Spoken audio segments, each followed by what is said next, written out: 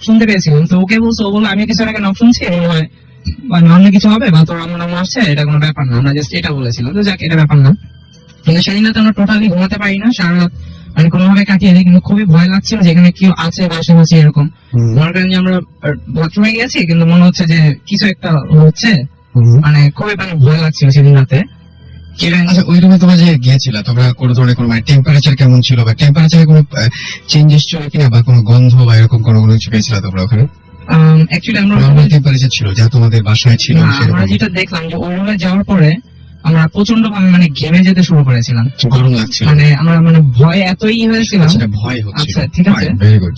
তো এটা দেখছিলাম, তো ওকে, তো সেদিন রাতে আমরা কোনোভাবে প্যাস করি বাট ঘুমিয়ে যাই, ঠিক আছে। তারপর সকালে উঠি, কিন্তু সকালে ওঠার পরেও আমি খালি স্বপ্নে মনে হয় ওই লোকটাকে দেখছিলাম। ওই লোকটা কি তোমাদের মানে চেহারার সাথে মিলে পরিচিত কেউ? মানে হ্যাঁ, আমার খালি মনে হচ্ছিল যে এর আগে আমি কোথাও না কোথাও তাকে একবার হলেও দেখেছি, সেটা যেখানেই হোক, বাট আমি তাকে দেখেছি। তোমার কি মনে হচ্ছে না সে একই ব্যাপার যে তুমি দেখেছো কখনো? না, আমার সেটা মনে হয়, তোমার সেটা মনে হয়? কারণ হচ্ছে সে তো আমার বাসায় থাকে না, আমি আর কি। তোমরা তো নিজেরা দেখার পরে এই জিনিসটা নিজেদের মধ্যে আলোচনা করো, এই আলোচনাটা কারণে মানে আমি এরকম দেখলাম, তুমি কেমন দেখলাম, মানে দুজন যে জিনিস দেখেছো বা দুজনের চেহারা, একজন যে চেহারা দেখেছো আরেকজন কি সেম চেহারা দেখেছো? আমার সেম জিনিস। Same চেহারা। আমরা মানে ওই লোকটাকে ডিসক্রাইব করতে যাচ্ছিলাম যে তুই হোয়াইট পাঞ্জাবি পরে দেখেছিস, ও বলে হ্যাঁ, মানে আমিও তো এরকম দেখলাম, এই অবস্থা। তো আমরা রাতে বলছি যে আমরা বউ হয়ে গেছি। এটা কি জীবনে তোমাদের প্রথম দেখা নাকি এছাড়াও? না ভাই, এটা আমাদের ফার্স্ট এক্সপিরিয়েন্স। আচ্ছা, আমার দেখা ফার্স্ট এক্সপিরিয়েন্স। তোমার কি এরকম ফার্স্ট এক্সপিরিয়েন্স না তোমার এই ধরনের ঘটনা আগে ঘটেছে? সাথে আরো মেবি ওর জন্য এরকম হতে পারে। আচ্ছা, তোমার জন্য এরকম হতে পারে। তুমি এরকম ঘটনা কবে দেখেছো, মানে এর আগে ক্লাস 2 তে থাকতে মনে আছে? ছিল। আর রিসেন্টলি এই ঘটনাটার আগে আরেকটা ঘটনা ঘটছিল, সেটা আমাদের স্কুলের লাস্ট ডেতে এই ঘটনা ঘটে। ওকে, আমি ওই স্টোরিটা এন্ড করি, মানে শেষ হয়নি। আচ্ছা, তো আমরা সেদিন আর কি রাতে জাস্ট যেভাবে যে হোক ঘুমিয়ে যাই, কিন্তু সকালে আমি আবার ঘুম থেকে উঠি। ওঠার পর আমার তখনও মনে হচ্ছিল যে আমি ওই লোকটাকে আগে কোথাও দেখেছি, যেভাবে হোক ওর চেহারাটা মিলছিল। কারণ হচ্ছে রাতে যে বললাম যে ওর মোবাইলের লাইট দিয়ে মুখে পড়েছিল, আমি স্পষ্ট মনে হচ্ছে আমি কাউকে দেখেছি, কিন্তু যাওয়ার পর কাউকে দেখলাম, তো যাক মনে হয় কিছু হয়েছে বা ভুল দেখেছি, কিন্তু মনে হলো কি একটা কথা বলেছে, যাক ফ্রেন্ড। কিন্তু আমার তখনই মনে পড়লো যে এই লোকের চেহারার সাথে সেম, মানে যাকে আমরা দেখেছি, সে আরো 1 বছর আগে সেই বাসার সেই রুমেই ঘুমের মধ্যে মারা যায়। ও মাই গড, এটা সবচেয়ে বেশি মানে টুইস্টটা তো এই জায়গায়, তোমার যে এক্সপেরিয়েন্স সেটা সবচেয়ে বড় আমি টুইস্ট। ওখানে মানে এই বাসায় 5 বছর ধরে আছি, তো ওই লোকটাকে আমি অনেক আগে ধরে দেখতাম, অনেক লাইক করতাম, মানে সবসময় নামাজ পড়তে যেত, মানে ভালো ছিল। তাই মারা যাওয়ার পরে আমি তাকে যেরকম দেখেছিলাম, একটা হোয়াইট পাঞ্জাবি পরে, হোয়াইট দাড়ি, খুব মানে খুব সুন্দর একটা ফেস ছিল, সেম ওরকম দেখতে পাই, যেটা আমার সকালে উঠে মনে পড়ে। আচ্ছা, মনে পড়ে, আমি এটা কাউকে বলি না, খালি আমার ফ্রেন্ড রাহাতের সাথে এক্সপিরিয়েন্স করি, মানে শেয়ার করি জিনিসটা, যে এই ব্যাপার। তারা বলে না দোস্ত সাইমন, এগুলা দরকার নেই কাউকে বলার, তুই ভুলে যায় জিনিসগুলো। ওকে, কিন্তু স্টিল আমরা এগুলো ভুলতে পারি না, না এটা ভোলার মতো, মানে আমার এখনো জিনিসটা মনে পড়ে। প্লাস মাঝে মাঝে স্বপ্নের মধ্যে ওই লোকটাকে আমি একটা জিনিস করার মধ্যে দেখি। আচ্ছা, মানে এখনো সেই স্বপ্নগুলো আসে তোমার কাছে? মানে আমি বিভিন্ন ভাবে এই জিনিস এক্সপিরিয়েন্স করতে পারি। ওই বাসার সামনে দিয়ে যখন যাই, মানে আমার তো ওখানে প্রতিদিনই ওটা সামনে দিয়ে যেতে হয়, তো এখন আমি প্রতিদিনই মনে করি এই রুমটা আমার রুমের সাথেই, এই রুমটা আমি এখন একটা দেখেছি এই টাইপের, এবং ওই রুমটা সবসময় খালি থাকে, কেউ রুমে থাকে না।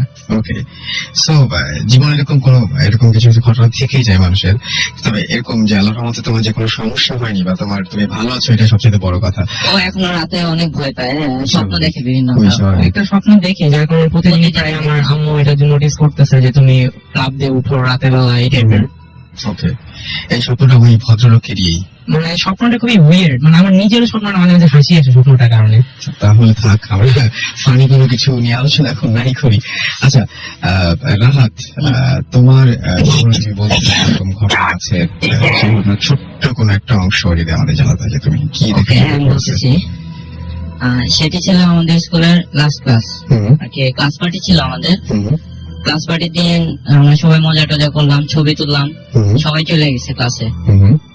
সবকিছু অ্যারেঞ্জমেন্ট আমি আর আমার ফ্রেন্ড আইমান, আমরা দুজনে করছিলাম। তখন তারপর কিছু খাবার দাবার কিছু বাকি ছিল। এখন আইমান চলে গেছে আমার আগে, আমি একা, পুরো ক্লাসে শুধু আমি একা, আর কেউ নাই, বিল্ডিং ও প্রায় কেউ নাই, সবাই চলে গেছে। এখন আইমানের সোয়েটারটা আবার হয়ে গেছে, দেখলাম নিচে পড়া, আমি চিন্তা করছি এটা উঠে নিয়ে চলে যাবো। আমি তখন আবার ওই ছবিগুলো দেখতেছিলাম ক্যামেরায়। তখন কিছুক্ষণ পর দেখি আইমান ঠিক হুম। ওই ও যে ড্রেসটা পরেছিল সেই ড্রেসটা পরেই আসলো স্কুল ড্রেস আর কি, এসে সোয়েটারটা নিয়ে চলে গেল। আমি জিজ্ঞেস করলাম কি রে দোস্ত, কথা বলবি না? ও দেখি আমার কথা না শুনে সোজা হাঁটা ধরলো। আমি বললাম আচ্ছা। হয়তো কোনো সমস্যা, হয়তো বিজি বা। তখন দেখলাম পাশে আমাদের আরো কয়েকটা প্যাকেট বাকি ছিল, আমি ভাবলাম ও আছে, ওকে দিয়ে দিই। তো ও এখনো গেছে প্রায় 5 মিনিটের মতো হয়েছে। আমি ওকে ফোন দিলাম, কি রে দোস্ত তোর সোয়েটারটা তো নিয়ে গেলি, এই যে আরো কিছু বিরিয়ানির প্যাকেট ছিল নিয়ে যা। তারপর কিছুক্ষণ পর আমি চিন্তা করলাম যে ওর সোয়েটারটা তো দেওয়া হয় না, সোয়েটারটা দিতে হবে। ওকে ফোন দিলাম আবার, আচ্ছা। আবার ফোন দিছি, ও ফোন রিসিভ করলো, বললো যে দোস্ত সোয়েটারটা নিয়ে যাবে না? বললো দোস্ত সোয়েটারটা তো আমি নিয়ে আসছি। আচ্ছা, আমি তখন বললো, তখন আমি ভয় পেয়ে গেছি। সেটা নিয়ে আসছি। হ্যাঁ, মানে 5 মিনিটে আমার বাসায় পৌঁছানো পসিবল ছিল না স্কুল থেকে। আচ্ছা, তো ও আমাকে ফোন করছে, বলে এই যে বিরিয়ানি প্যাকেট, আমি সোয়েটার তো নিয়ে আসছি, আমি আবার কি জন্য যাবো? বলে আচ্ছা। আজ 5 মিনিট আগে আসছি। আমি বলি না, আমি তো ফান করতেছিলাম, আমি তো অনেক আগে আসছি বাসায়। ও আসলে আচ্ছা। অনেক আগে বাসে চলে গেছে। মানে আমরা 3জন ফ্রেন্ড। মাঝখানে যে লোকটাকে আমি দেখছি, তাহলে সে কে? মানে সে এসে সোয়েটার নিয়ে গেছে এবং সোয়েটার নিয়ে গেছে। আসলে সোয়েটার তুমি ফেলে আসোনি। হ্যাঁ, আসলে না, আমি সোয়েটার আমি জাস্ট খুলে রেখেছিলাম। মানে আমি, আরমান আর রাহাত, আমরা 3 ফ্রেন্ডের অ্যারেঞ্জমেন্টের পর আমি আর আরমান 2জন চলে আসি বাসায়, ব্যাক করি। তারপরে মনে করেন ও আমাকে তারপর ফোন দেয়, বলে 5 মিনিট আগে বলে এসেছিল, কিন্তু 5 মিনিট আগে ওখানে ছিলামই না। কিন্তু ও বলে ও দেখেছে উইথ সোয়েটার, ওকে, আমি সোয়েটার নিতে এসেছিলাম। ওকে। এনিওয়েজ, আমাদের মনে হয় যে আচ্ছা, তোমার কি রাহাত আর কোনো ঘটনা বা এরকম কোনো কিছু আছে?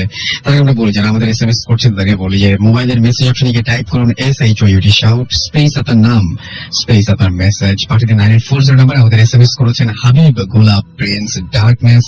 আমাদের এসএমএস করেছেন অন্তু, রিয়া, রিফাত, আসিফ, এন অনি, সিমুল, সুমেল জেরি। এছাড়া আমাদের এসএমএস করেছেন জহির, তারপরে ফাহিম, সোহাগ, রিকো সহ আরো অনেকে। যারা আমাদের আমার সাথে জয়েন করতে চান লাইভ, যেরকম আজকে আমাদের সাথে রাহাত আছে, আমাদের সাথে আমাদের এই যে আইমান আছেন, সেরকম ভাবে আপনারা ইচ্ছে করে আমাদের সাথে লাইভ এসে আপনাদের এক্সপিরিয়েন্স শেয়ার করতে পারেন। সেজন্য এটা করতে হবে ভূত FM, BHOOT, ভূত FM @radiofurti.fm। এখানে আপনারা ইমেল করতে পারেন এবং ইমেলের সাথে অবশ্যই আপনাদের নাম, ঠিকানা এবং ফোন নাম্বার জানিয়ে দিতে হবে এবং জানিয়ে দেবেন যে আপনারা আসতে আগ্রহী কিনা। এছাড়া আমি দেখতে পাচ্ছি যে অনেকেই আমাদেরকে ইদানিং রেকর্ড করে দিচ্ছেন বিভিন্ন অডিও ফাইল, যারা ঢাকার বাইরে আছেন এবং খুবই চেষ্টা যাদের খুবই আগ্রহ যে আমাদের সাথে লাইভ তাদের এক্সপিরিয়েন্স শেয়ার করবেন, তাদের সম্ভব হয় না অনেক সময় ঢাকায় আসা। যার জন্য তারা যেটা করছেন সেটা হচ্ছে যে খুবই আমাদের জন্য, আমরা খুব লাভবান হচ্ছি যে আপনাদের কণ্ঠস্বর আমরা উপহার দিতে পারছি এবং আপনারা রেকর্ড করে পাঠাচ্ছেন আমাদেরকে। থ্যাংক ইউ সো মাচ আমাদের সাথে থাকার জন্য। অ্যান্ড স্টে টিউন, কারণ আমরা আজকে অনেকগুলো গেস্ট রয়েছেন, আবারও অনেকগুলো গেস্ট রয়েছেন এবং এখনো পর্যন্ত তো রাহাত আমাদেরকে আমরা ছোট্ট করে, রাহাতের একটা ঘটনা আছে, সেটা হচ্ছে তাদের বাসায় একটা ঝামেলা হয়েছিল, তাই না? সেই ঝামেলাটা নিয়ে একটু আমরা শুনবো হালকা একদম। ওকে, ওকে, আমি ঘটনাটা ছোট করে বলতেছি। আমি যখন ক্লাস 1-2 তে পড়ি তখনকার ঘটনা মনে আছে এখনো। ভুলের মতো না ঘটনাটা। আমাদের বাসায় 3টা ভাগে ভাগ করা, তো মাঝখানের ভাগটা বাকি 2টা ভাগ আর কি ভাড়া দেওয়া। এখন নতুন একটা ভাড়াটি আসছিল ফ্যামিলি বাসা, তো এখন ওনার হাজবেন্ড ছিল না, উনি আর ওনার ছোট মেয়ে ছিল। এখন সেটা অনেক আগের কথা।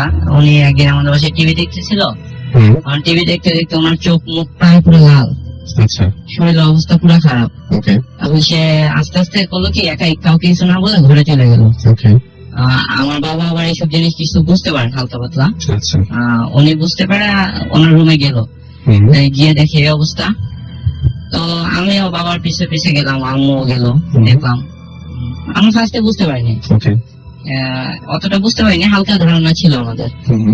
এখন 2-1 দিন এরকম হলো, 3 দিনের মাথায় জিনিসটা খুব সিরিয়াস আকার ধারণ করলো। ওকে, সিরিয়াস আকার ধারণ করলো। ঘটনাটা ছিল এমন যে ওনার দাঁত মুখ পুরো লাইগে দিতেছে এবং অসম্ভব ভাবে শরীর ঝাড়া দিতেছে। আচ্ছা, আচ্ছা, অসম্ভব শক্তি ছিল তার গায়ে। অস্বাভাবিক আচরণ করছে। সত্যি ছেলেটা কি করে বুঝলা তুমি? এটা আমি বলতেছি এখনই। আমার বাবা ওনাকে ধরেছিল পুরো 2 হাত শক্ত করে, এবং তার ছোট যে মেয়েটা সে পাশে বসে কাঁদতেছিল। এখন আমাদের বাসায় এক ভাড়াটি আসলো, কি এসে তার কানে আঙ্গুলে জোরে একটা জাতা দিল। জাতা যাওয়াতে তিনি এমন ভাবে উঠলো, পাশে যে 4-5